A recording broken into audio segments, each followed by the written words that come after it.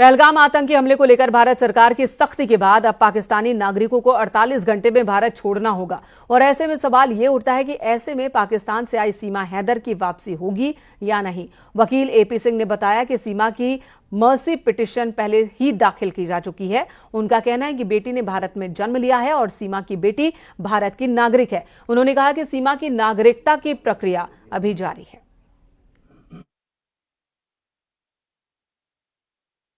पहलगाम में हुए आतंकी हमले के बाद से भारत ने पाकिस्तान पर कार्रवाई शुरू कर दी और इसी क्रम में भारत में रहने वाले पाकिस्तानी जो शॉर्ट टर्म वीजा पे हैं उन्हें 48 घंटे का समय दिया गया है। लेकिन इन सब के बीच एक सवाल जरूर उठने लगा है। वो सवाल है पाकिस्तान से आई सीमा हैदर को लेकर और इस पूरे प्रकरण में यह सवाल उठा है कि क्या पाकिस्तानी महिला सीमा हैदर अब भारत में रहेगी या वह पाकिस्तान वापस जाएगी। इन सब के बीच न्यूज़ 18 से बातचीत के दौरान एपी सिंह जो सीमा हैदर के वकील हैं उनका कहना है कि मर्सी पिटीशन पूर्व में ही दाखिल की जा चुकी है और साथ ही क्योंकि सीमा हैदर ने बेटी को जन्म दिया है और उस बेटी को भारत की नागरिकता मिली हुई है। फिलहाल मां और बेटी दोनों अस्पताल में एडमिट हैं। साथ ही यह भी कहा है कि जो भारत की नागरिकता है सीमा के लिए उसकी प्रक्रिया जारी है और कानूनी दांवपेच में अगर कोई भी डॉक्यूमेंट्स की जरूरत होगी वो भारत सरकार को उपलब्ध कराए जाएंगे।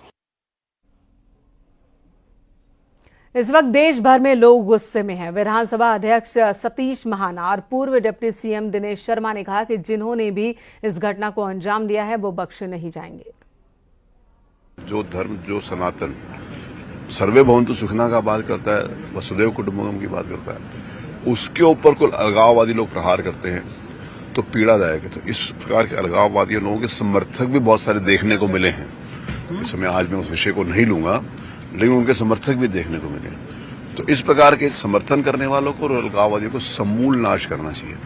समूल नाश करने के लिए हमारे देश के नेतृत्व के ऊपर हम सब